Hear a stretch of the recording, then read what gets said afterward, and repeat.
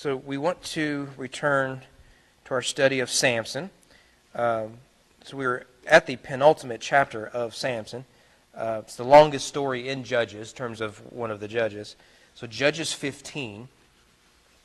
And the story picks up right where 14 left off. Of course, I would remind you that when the Bible was written, it didn't have chapter divisions in it. We added that later, and then even later, we added the verses. And that is for make it easier to locate things in the Bible. A lot of books like that do that. You all know my love of Beowulf.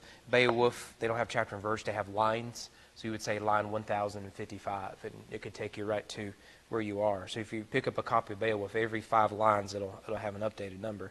So chapter 15, and we'll take it bit by bit. Let's start in verse 1 to 8, where we see, I think I have it up here, Samson's reaction, and we'll talk about what transpired before. After some days, at the time of the wheat harvest, important detail, Samson went to visit his wife with a young goat. And he said, I will go to my wife in the chamber. But her father would not allow him to go in. And her father said, I really thought that you utterly hated her, so I gave her to your companion. Is not her younger sister more beautiful than she? Please take her instead. And Samson said to them, This time I shall be innocent in regard to the Philistines when I do them harm. So Samson went and caught 300 foxes, took torches. He turned them tail to tail and put a torch between each pair of tails. And when he had set fire to the torches, he let the foxes go into the standing grain of the Philistines and set fire to the stacked grain and standing grain, as well as the olive orchards. And the Philistines said, Who has done this? And he said, Samson, the son-in-law of the Timnite, because he has taken his wife and given her to his companion. The Philistines came up and burned her and her father with fire. And Samson said to them, If this is what you do, I swear I will be avenged on you, and after that I will quit. And he struck them hip and thigh with a great blow. He went down and stayed in the cleft of the rock at Etam. Well, how about that for an introduction? My goodness. That's a lot. That's like 3 episodes of your favorite Netflix series right there. That is a lot. Yeah, this is the man chosen by God to liberate Israel. Okay, so Samson's reaction. Reaction to what? Well, what transpired in chapter 14. So when we last left off with Samson, remember that he was going to marry this Philistine girl, and he insisted he's going to marry this Philistine girl. The problem is he kind of lost a bet because he was deceived by his bride, his fiancée, and he did not take that well. So he ended up murdering 30 people. We'll come back to that. And then in a fit of rage, he decided, I won't have anything to do with her. And he went back and cried to his parents. And he stayed there. Well, while he was gone, the father of the bride gave his daughter to Samson's best man. Okay? Now that is Jerry Springer, Ricky Lake sort of level drama right there, you know. And you could just see them sitting in those chairs, and they're saying, Ricky, Ricky. And now he decides, you know what? I think I will marry that girl. Now, there's nothing rational about anything Samson does. He's not driven by ration. He's driven by impulse and passions. So if he sees a pretty girl he lusts after, he goes and gets her. He sees a lion he wants to rip apart, he just goes and rips it apart. Sees a bunch of Philistines he wants to kill at random, he just goes and kills them. He's driven by impulse. And so he goes from wanting to marry the girl to he's so angry at her, doesn't want to have anything to do with her, and now he wants to go marry her after a while. And that's where we pick up in chapter 15. So he decides, I'm going to go get that girl. You'll notice that he, first of all, shows up with a young goat. Now, in our culture, if you want to win a girl back that you made mad or maybe you overreacted or something like that, I think killing 30 Philistines would be considered an overreaction, even if you did lose a bet. We would bring flowers. He brought a young goat. I don't know, maybe we've been thinking this the wrong way, men. We should bring young goats. Anyways, you'll notice that he visits his wife. That's interesting language. The marriage has not been consummated officially. And so the Hebrew plays with this idea that he's married, but he's not married. And so later, the girl's father is called the father-in-law of Samson. And of course he's not, but he is. The text just plays with this. And that's sort of, it adds to the tension of Samson, of the sort of person that he is. But you'll notice that he plans to visit her in her chamber. Now, this would assume that he thinks, okay, well, we had our wedding, so I have direct access to her in chamber. By the way, the chamber is describing the inner room of a house, the bedroom. So if you want evidence of this, the story of Ehud, remember that when Ehud, the left-handed swordsman, he sneaks into Eglon's chamber, his bedroom. And you remember that is when the guards are stationed outside of the chamber, the bedroom, because they think that he's relieving himself. Right? So they don't go in. They don't want to embarrass him or be embarrassed. And so that allows Ehud to not only murder the king, but to escape. It's the same word. I think it's only 2 times it's used in Judges. So he wants to go into her bedroom with the young goat, but he's stopped by his father-in-law, her father. Now, why her father and not her husband? I don't know. Kind of don't want to know. Of this. This is, the Philistines are weird, and Samson looks more like a Philistine so far than anything else. He's weird. So I don't know what to do with that detail. But at some point, maybe he's about to go in and the father lives next door. I don't know. It's an everybody loves Raymond situation. And he just, look, sorry, didn't think you were going to come back. And this creates some issues. One other detail worth noting there in verse 1 is that the timing, this took place during the wheat harvest, which we know in the Philistines it's late May, early June. Now that detail shows up later in the narrative, so we'll come back to that. Now, what is worth noting here is that the harvest was tied to Philistine religion. That is to say that one of the chief gods of the Philistines was the god of grain, Dagon. Now, you may be familiar with that name if you know your Bible. In Judges 16, later in the Samson story, they credit Dagon for giving delivering Samson over to Philistines. Excuse me. So as you'll see here, Samson is directly attacking Dagon. So when they arrest Samson and bring him up and they pluck out his eyes and all that sort of stuff, they see that as a triumph of Dagon. So Dagon was attacked by Samson, the grain, and so they credit Dagon with revenge. You brought him here, now we can torture and kill him. One other story regarding Dagon worth mentioning is in 1 Samuel 5. The Philistines captured the Ark of God. You may remember the story. And they brought it to Ebenezer, to Ashdod. Remember, Ashdod is one of the 5 major cities of the Philistines. The Philistines took the Ark of God and brought it to the house of Dagon and set it beside him. And you remember what happens? He's found face flat and his head's chopped off. What does David do later to a Philistine by the name of Goliath?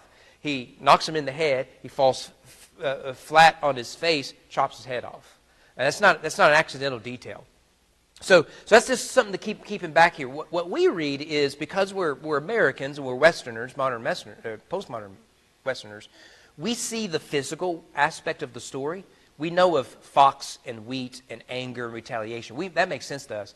But the ancient world would have seen this through a cosmological lens. That he chose the grain not so that they would starve, that was part of it, but to mock their gods. You could do the same thing with the 10 plagues and other stories in the Bible.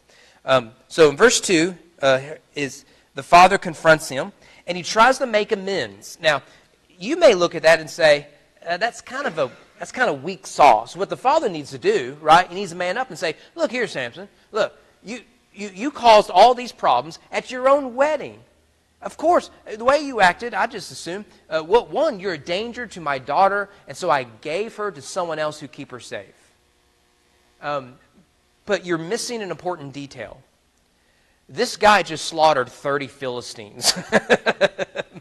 I think you'll go out of your way to make amends, right? He's honest. Look, I thought you hated her. You were done with her. I got to move on to plan B. I thought I came up with a good idea. I tell you what, I understand you're still mad, and now your anger's directed at me. I get that. I have a younger daughter.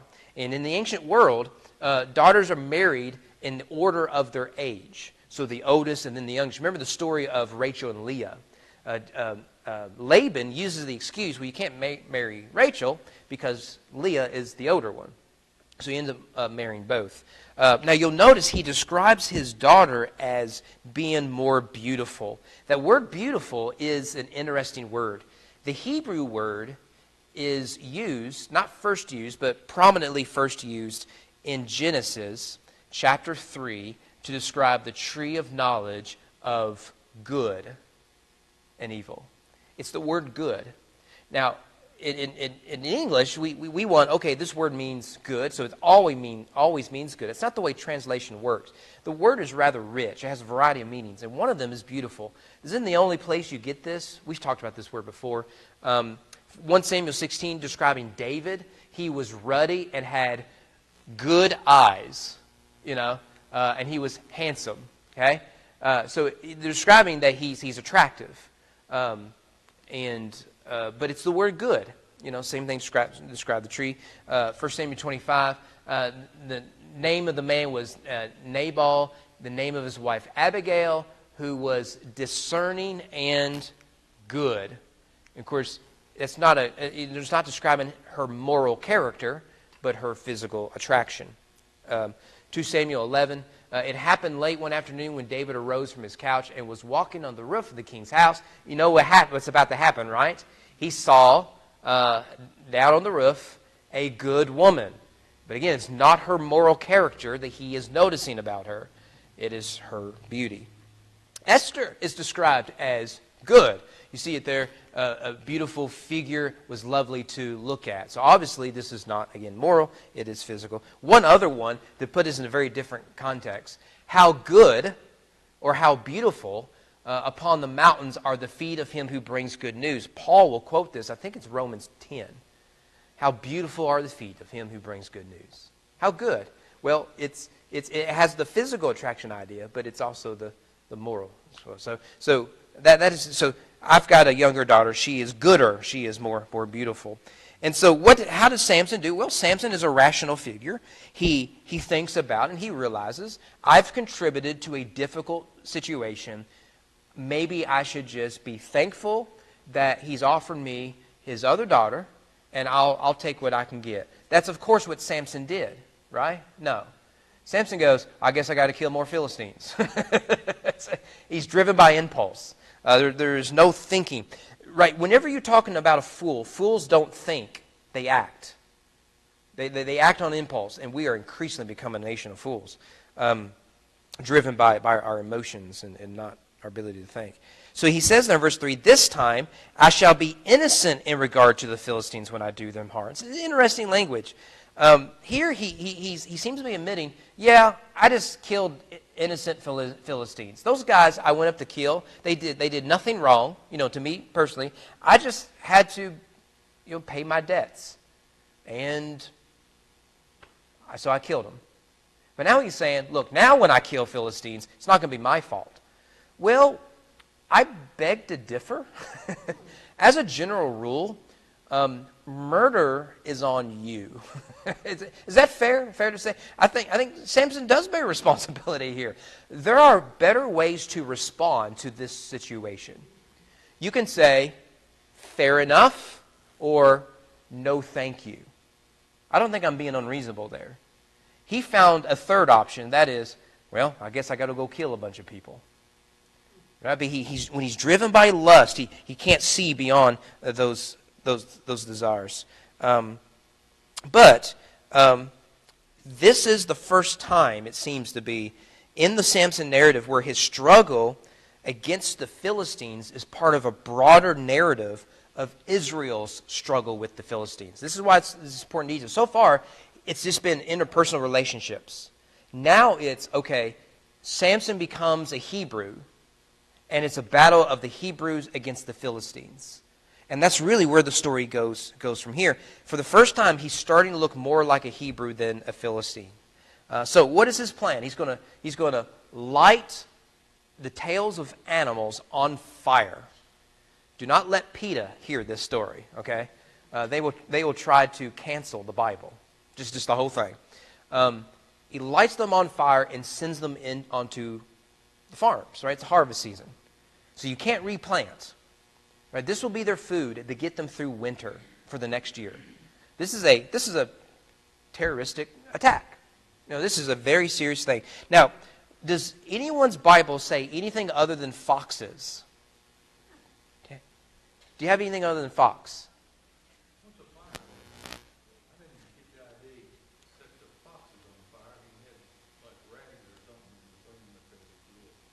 Yeah.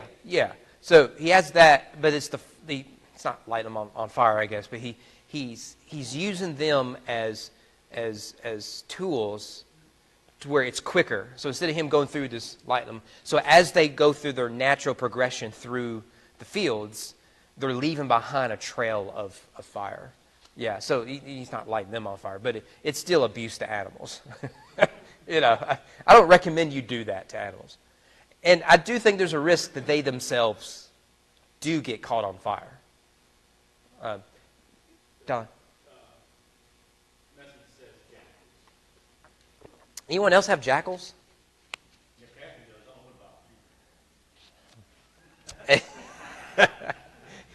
What translation do you have? New American Standard. All right. Hey, I love NASB. Okay. And it's MacArthur at that. So that's winner. So two translations on opposite ends of the translated spectrum. NASB, which is try to be more word for word, and Message, which doesn't try to be that. And I think that's the better translation. The word for fox and jackal is the same word in Hebrew. You're just supposed to know the difference. Now, as an English speaker, that makes no sense to me. But before we get all uppity, let's talk about how weird the English language is. Right? What was the goose, moose, is it loose? All three have different ways of making them plural. The plural of moose is moose, right? The plural of goose is geese, Like, English is weird. Tomb, T-O-M-B, is pronounced different than comb. Yeah. I don't know why. Well, I mean, I do know why. It's the etymology. English is a mixture of a lot of languages. You can thank warfare for that. Anyways, so let me show you this. In Song of Solomon, it's foxes. There's the Hebrew word. Catch the foxes for us. Foxes come in the gardens, right? In Lamentations, Mount Zion, which lies desolate, jackals prowl over it. Well, foxes aren't doing that. And so most agree that it is easier to catch jackals than foxes. Therefore, jackals is probably the better translation. But most of our translations, this could be just because of tradition, use foxes. But do with that whatever it is that you want. So they got them on fire. They go out. And I didn't realize this, and I've actually preached from this text. This was not an uncommon form of warfare, if I can use that phrase. In 2 Samuel, we read, Absalom sent for Joab. Joab is like the main general of David. Boy, he's a rascal.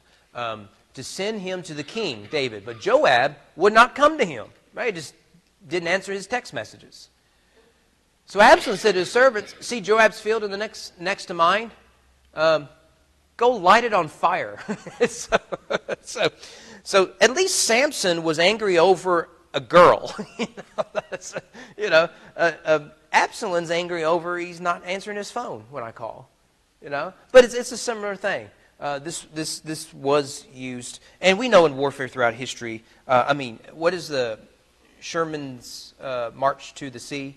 Right, light everything you come across on fire. This war needs to end, so that's the strategy. So as you can imagine, the Philistines are a little angry. Verse 6, Philistines said, "Who has done this?" And they said, "Samson, the son-in-law of the Timnite." Of course, he's not the son-in-law, because he had taken his wife and given her to his companion. Fake news. And Philistines came up and burned her and her father with fire. Man, there's just so much here. So notice that Samson responds with retaliation, revenge. The Philistines respond with retaliation and revenge. This is going to be the pattern. And so the first victims of Samson's actions is the girl he supposedly is in love with and her father. Now there's irony here. You remember chapter 14? I'll put it up there. In chapter 14, they come to his bride and they say, if you don't tell us the answer to the riddle, We're going to burn you and your family alive. And so she betrays her husband, who then goes and kills 30 men. And that should have been a lesson to her. Oh, this guy can protect me from 30 men. Now, what's happened is a mob of Philistines still burn her and her father alive. I mean, there's irony there. But what else? I mean, the Bible says, what else do you expect from Philistines? The problem is, that's exactly what you're getting from Samson. Look, the Philistines are lighting people on fire. Samson is lighting things on fire. So it's not like Samson is somehow morally righteous in the narrative. They're both driven by rage and revenge and violence, and people are dying as a result. People suffer whenever we walk in sin. So this is retaliation upon retaliation. So what does Samson do? Verse 7, he said to them, if this is what you do, I swear I will be avenged on you, and after that I will quit. Notice what he's saying there is, well, I'm going to retaliate against your retaliation, which is retaliation of my retaliation. But don't worry, after I retaliate against your retaliation, against my retaliation, I won't need to retaliate anymore. It'll be over with. That doesn't work that way. Because now they've got to retaliate against Samson's retaliation, which was retaliation against the Philistines' retaliation, which was retaliation against their, right? This is the problem. This is the problem that you get in human history. And it's still going on even now. So what does he do? He goes and he kills more Philistines there in verse 8. Interesting language. He struck them hip and thigh with a great blow. And he went down and he stayed in the cleft of the rock, of a specific rock, which presumably the original readers can take you to this prominent rock and say this is where Samson hid himself. Now, the only other place I could find the phrase cleft of the rock was Exodus 33, when Moses hid in the cleft of the rock when God came. It's the only place I could find it. If there's another one, you can point it out to me. I just wasn't able to find it. So there you go. Now let's look at Samson's refuge here, 9 to 13. Let's see if this gets any better. And they all live happily ever after. Verse 9, the Philistines came up and encamped in Judah. Oh, interesting. Now he's in Judah. He's on the Israel side of things. Made a raid on Lehi. And the men of Judah said, why have you come up against us? And they said, we have come up to bind Samson, to do to him as he did to us. You hear the language of retaliation. Then 3,000 men of Judah went down to the cleft of the rock at Etam and said to Samson, do you know that the Philistines are rulers over us? What then is this that you have done to us? And he said to them, as they did to me, so I have done to them. This is the way middle school boys talk, by the way. And they said to him, we have come down to bind you, that we may give you into the hands of the Philistines. And Samson said to them, swear to me that you will not attack me yourself. They said to him, no, we will only bind you and give you into their hands. We will surely not kill you. So they bound him with 2 new ropes and brought him up from the rock. Man, there's just so much here. We got to move quickly. The Philistines have somehow ascertained that Samson is on the Judah side of things, but it's still Philistine territory. And so they show up with a bit of an army, and they want answers. But you can see now, our initial response is, okay, the story's weird, but what's happened is you're going to have Judah rising up against the Philistines. This was the purpose, right? Because the Danites and the Judites are right there next to each other. So by their powers combined, you're going to have war against the Philistines. And this is the story we've read 1,000 times in Judges. All the judges, they round up the tribes and they go to war against the oppressors. Finally, we're getting to the part of the story we've been waiting for. However, the Judites do not see Samson as their judge, deliverer, or liberator, or savior. In fact, they take the side of the Philistines. They track him down with 3,000 men, by the way. Is that 100 times more than what he killed in that first raid? Someone do the math for me. I went to public school in Owen County. Is that 100 times more? 100 times 30 is 3,000. Is that right? It's not 10 times more. Is it 10 times more? Anyone good at math? I think it is 100 times more. Anyways, so comparatively speaking, they think, well, he can't take all of us, okay? And so they show up. So an army shows up to Judah, and they go get an army, and they go get Samson. And you'll notice they say, don't you realize they are rulers over us? Not Yahweh. No, the Philistines. We don't want liberation. This is a striking detail that we have. And so they are wanting to protect themselves from the Philistines because of actions taken by Samson. The Judahites here look a lot like Samson's now dead bride. She, in fear of the Philistines, turned him over. And what happens? They still suffer. She still suffers. Judah's doing the same thing. In fear of the Philistines, they turn him over, thinking now we'll be safe. But they're not going to be safe. And you'll notice that Samson isn't interested in delivering them from the Philistines. He doesn't view the Philistines as the enemy. It's just reality. And if he wants to go marry a Philistine girl, that's just what he wants to do. I mean, this is not what we were expecting when we started. When you start in chapter 1, you make it all the way here. This is very different from all the others. Now, you'll notice that he does not want the Judahites to hurt him, and that's probably due to it would be better to be tortured and killed by your enemy than to be betrayed by your own people. So I'll go along peacefully, but you can't harm me. Now, so here we see the Judahites are a bit cowardly here. They've at least acquiesced to the rulership of the Philistines. Now, this is a massive contrast to how we met the Judahites beginning. I'll just give you, I think, 3 verses here, but we could do most of chapter 1. So where we began, it said, after the death of Joshua, the people of Israel inquired of the Lord, who shall go up for us against the Canaanites to fight against them? The Lord said, Judah shall go up. Behold, I have given the land into his hand. Then Judah went up, and the Lord gave the Canaanites, the Perizzites, into their hand, and they defeated 10,000 of them at Bezek. So this is just one. I could give you another dozen verses from chapter 1. The Judahites are the ones doing all the conquering. They're the warrior clan. Now that we've come to the last main judge, it's the opposite. They're not so warrior-like. So Samson decides, okay, hand me over to them. 2 ways to read this. One, this is a high point for Samson. That is, he is trusting God's providence and grace. He surrenders willingly, knowing he will still overcome them. Or, this is a low point, Samson is trusting in his own strength. I lean towards the latter. Okay, let's start with Samson's return, verses 14 to the end. And when he came to Lehi, the Philistines came shouting to him. Then the Spirit of the Lord rushed upon him. The ropes that were on his arm became as flax that were caught fire.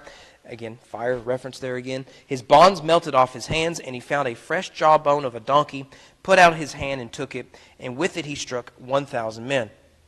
Samson said, with the jawbone of a donkey, heaps upon heaps. With the jawbone of a donkey have I struck down 1,000 men.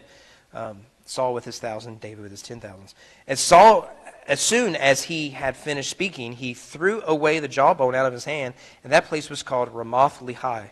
And he was very thirsty, and he called upon the Lord and said, You have granted this great salvation by the hand of your servant, and shall I now die of thirst and fall into the hands of the uncircumcised?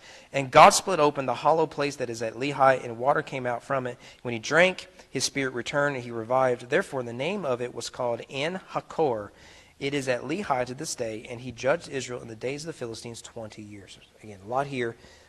So he's bound. This will be repeated in chapter 16 when his girlfriend then has him bound multiple times. But once again, we see the Spirit of the Lord is rushing upon him. Yeah, Don.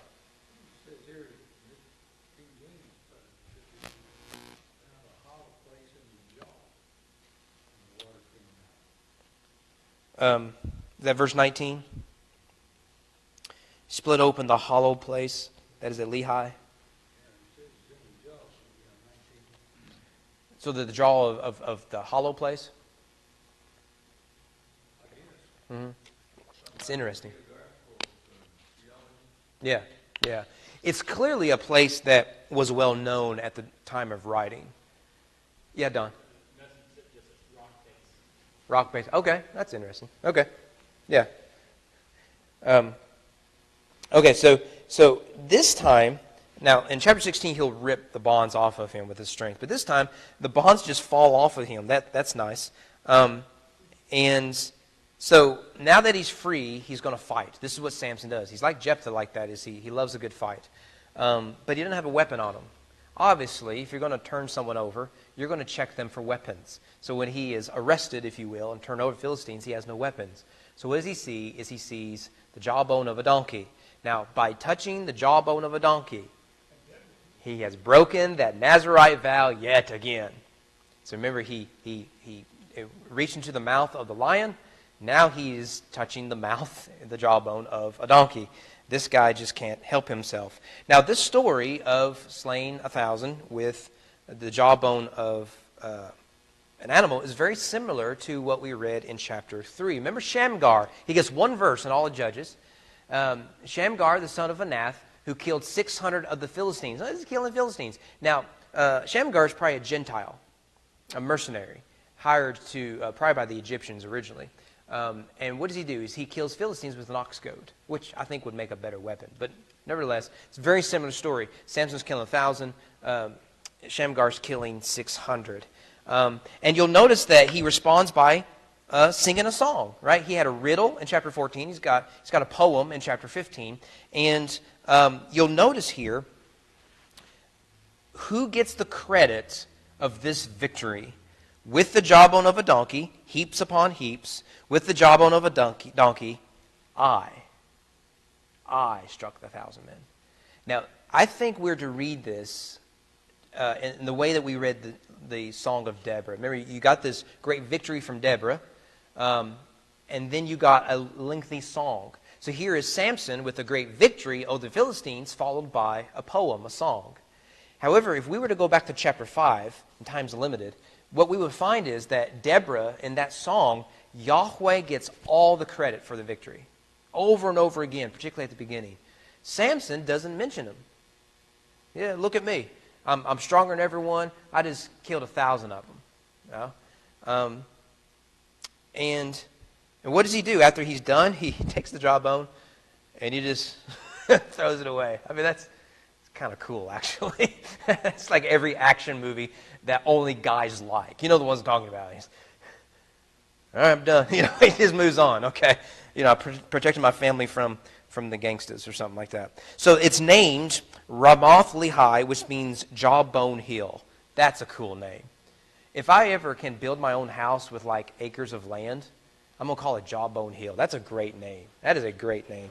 Now, there's some speculation here. Why is it called it that? One is that it is marking where a mass grave, a mound, that the mound is called Jawbone Hill. And that would be a perpetual reminder to the Philistines and to the Judites and everyone else, hey, don't mess with that guy. Do a little bit of digging in this hill, this manufactured hill, and you'll find out why. I think that's a real possibility. Now, verse 18 is where it gets weird, okay? So you have this great battle scene, all right? This is the climax. You think, all right, he's taken on the Philistines on behalf of the Judites who don't want to be liberated, but God wants them to be liberated, so fair enough. And then in verse 18, he was very thirsty. Yeah, probably. I've never fought 1,000 people in my life. I used to do karate where I'd fight one person at a time. I had to get thirsty. I think that's fair. He's thirsty. He was very thirsty. And he called upon Yahweh. Oh, I didn't even know he knew his name. At this point, you don't even know. Because God has not been the center of his life. Just look at the song he just sang. But he calls upon the Lord and said, you have granted this great salvation by the hand of your servants. Okay, we're getting there.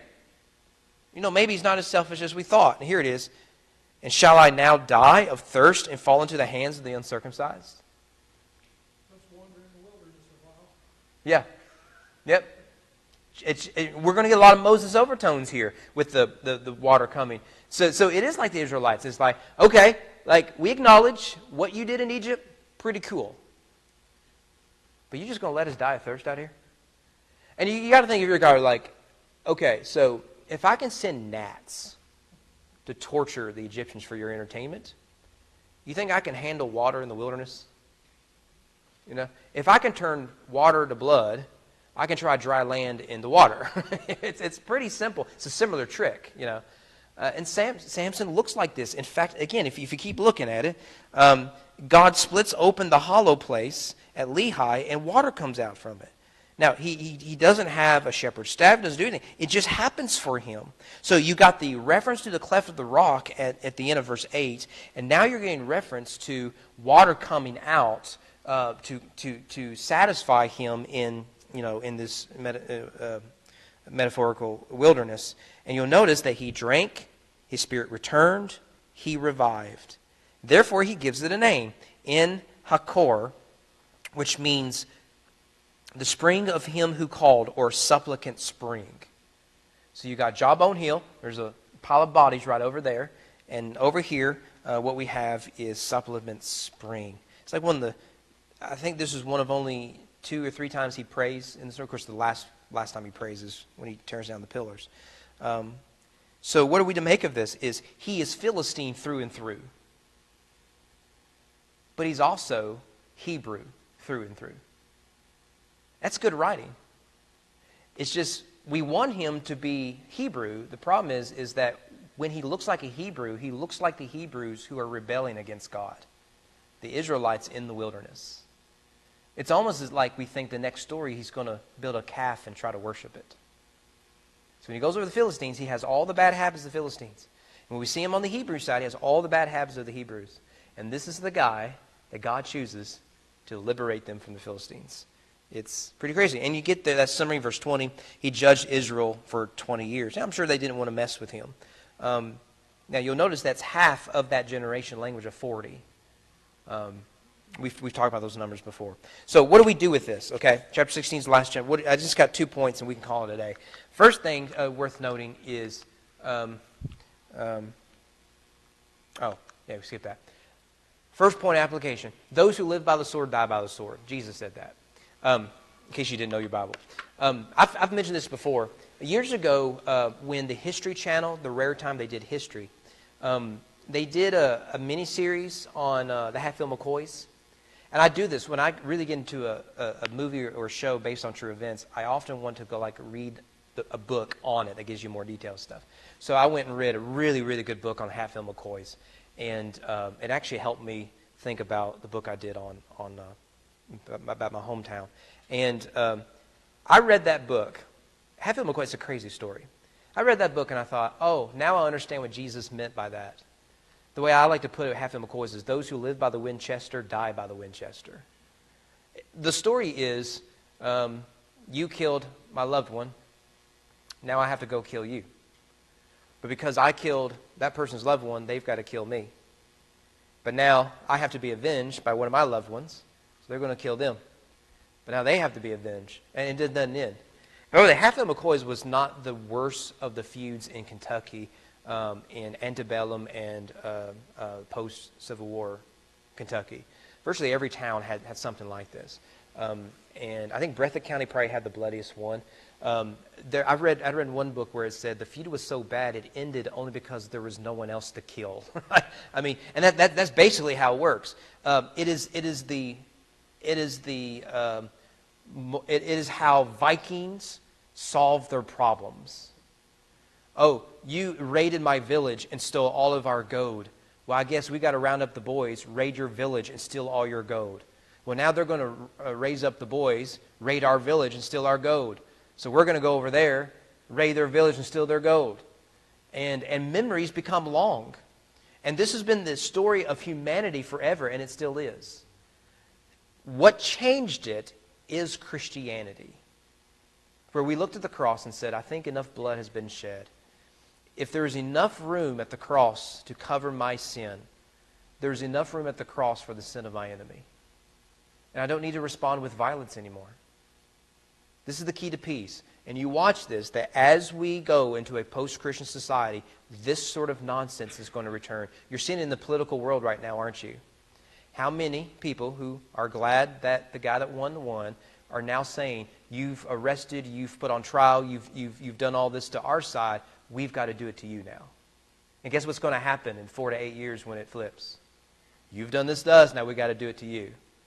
And you will not have lasting peace in that sort of world. It's not good when we do it in the political sphere. Secondly, God is sovereign even when he is not acknowledged. This is good news, isn't it? I am struck by Samson's lack of theological care. The only time he mentions God is when he's complaining.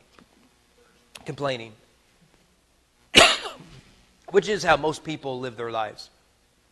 God is not part of their life until they're angry and disappointed and want something to change. And that's Samson here.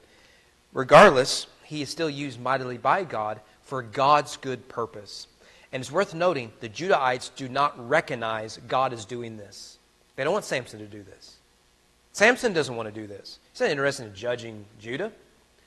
He just doesn't want to go to jail. It's as simple as that.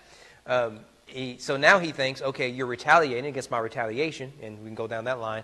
So he's like, okay, you've arrested me. I guess it's time for me to kill y'all. You know? And what's going to happen? Chapter 16, they're going to bide their time, and they're going to retaliate against him.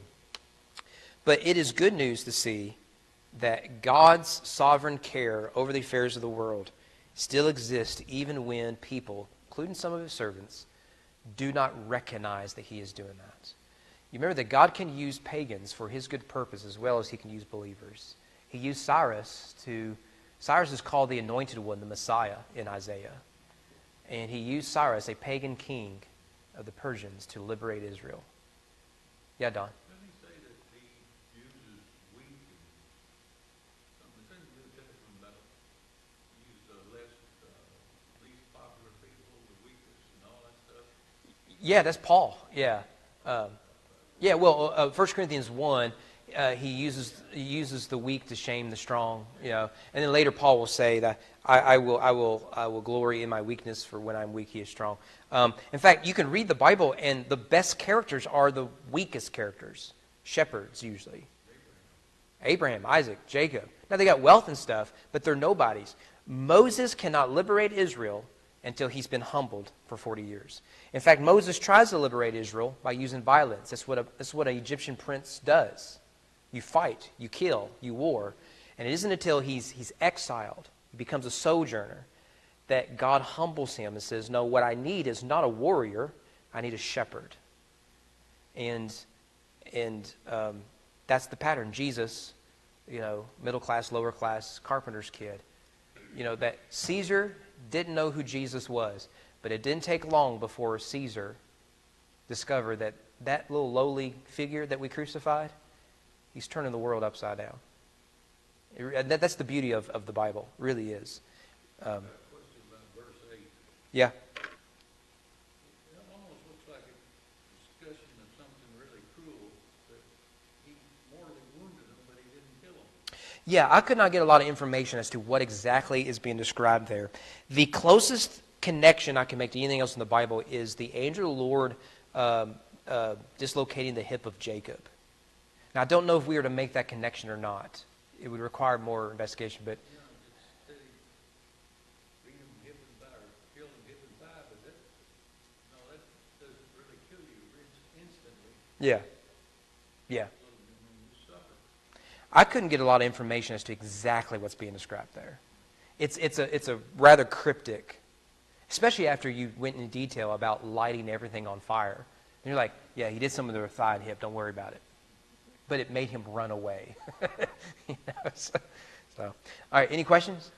Danny, did we miss anything? Okay.